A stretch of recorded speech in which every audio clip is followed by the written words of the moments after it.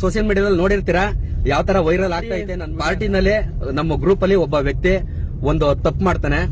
ಆ ತಪ್ಪಿಂದ ಅವರು ನಾವು ನಮ್ ಜೊತೆಲಿ ಇದ್ದು ಅಂತ ಅನ್ಬಿಟ್ಟು ಆಲ್ಮೋಸ್ಟ್ ಎಲ್ಲ ನಮ್ಮ ಸ್ನೇಹಿತರಿಗೆಲ್ಲ ಅಡ್ಡಾಡ್ಸ್ಕೊಂಡೆ ಹೊಡಿಯುವಂತದ್ದು. ಅದು ಅಂದ್ರೆ ಹೊಡಿಯುವಂತದ್ದು ಪೊಲೀಸ್ನವರು ಬಂದೆ ಪಾಪ ನಮ್ಮನ್ನ ಸೇವ್ ಮಾಡಿದ್ರು, ರಕ್ಷಣೆ ಕೊಟ್ಟು ನಮ್ಮನ್ನ ಊರಿಗೆ ಕಳಿಸ್ಕೊಟ್ಟಿದ್ದಾರೆ.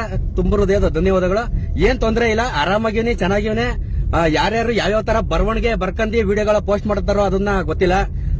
ಸೇಫ್ ಆಗಿವೆ, ಚೆನ್ನಾಗಿವೆ. ಥ್ಯಾಂಕ್ ಯು ಗೆಳೆಯರೆ. ಹೊಸ ವರ್ಷದ ಸಂಭ್ರಮಾಚರಣೆಯಲ್ಲಿ ಭಾಗಿಯಾಗಿದ್ದ 17 ವರ್ಷದ ಹುಡುಗಿ ಸಂಭ್ರಮಾಚರಣೆಯನ್ನು ಮುಗಿಸಿ ತನ್ನ ಮನೆಗೆ ಹಿಂದಿರುಗುವ ಸಂದರ್ಭದಲ್ಲಿ ಏಕಾಏಕಿ ಒಂದು ಕಾರು ಬಂದು ಪಕ್ಕದಲ್ಲಿ ನಿಲ್ಲಿಸಿ ಆತ ಕೇಳುತ್ತಾನೆ ಆ ಹುಡುಗಿಯನ್ನು, ಇಲ್ಲಿ ವೆಂಕಟೇಶ್ ಅಣ್ಣನವರು ಫಂಕ್ಷನ್ ಮಾಡುತ್ತಿರುವ ಜಾಗ ಯಾವುದು ಅಂತ. ಆದರೆ ಆ ಹುಡುಗಿ ಎಷ್ಟೊತ್ತಿನಲ್ಲಿ ಯಾರೋ ಕೇಳ್ತಾ ಇದ್ದಾರಲ್ಲ ಅಂದ್ಬಿಟ್ಟು ಏನೂ ರಿಪ್ಲೈ ಕೊಡದೆ ಹಾಗೆ ಮುಂದೆ ಹೋಗುತ್ತೆ. ಆ ಮುಂದೆ ಹೊರಟಂಥ ಹುಡುಗಿಯನ್ನು ಹಿಂದೆ ಫಾಲೋ ಮಾಡಿಕೊಂಡು ಹಿಂದೆನೇ ಹೋಗ್ತಾರೆ. ಹೋಗಿ 17 ವರ್ಷದ ಹುಡುಗಿಯನ್ನು ಬಲವಂತವಾಗಿ ತನ್ನ ಕಾರಿನಲ್ಲಿ ಕೂರಿಸಿಕೊಂಡು ಅನುಚಿತವಾಗಿ ವರ್ತನೆಯನ್ನು ಮಾಡುತ್ತಾರೆ. ಈ ಪ್ರಕರಣದ ಪೋಕ್ಸೋ ಕಾಯ್ದೆಯಡಿ ದಾಖಲು ಮಾಡಿಕೊಂಡು ಪೊಲೀಸಿನವರು ಇಬ್ಬರನ್ನು ಬಂಧಿಸಿದ್ದಾರೆ. ರವಿ ಹಾಗೂ ಅವನ ಸ್ನೇಹಿತರನ್ನು ಪೋಕ್ಸೋ ಪ್ರಕರಣ ದಾಖಲಿಸಿಕೊಂಡು ಎಲ್ಲರನ್ನೂ ವಿಚಾರಣೆ ನಡೆಯುತ್ತಿದೆ. ಇನ್ನು ಉಳಿದ ಮಾಹಿತಿಯನ್ನು ನಮ್ಮ ಕಬ್ಜಾ ಮಾತು ಕೊಟ್ಟರೆ ಡ್ಯಾಶ್ ಕೊಟ್ಟಂಗೆ ಎನ್ನುವವರು ತಿಳಿಸುತ್ತಾರೆ ನೋಡಿ.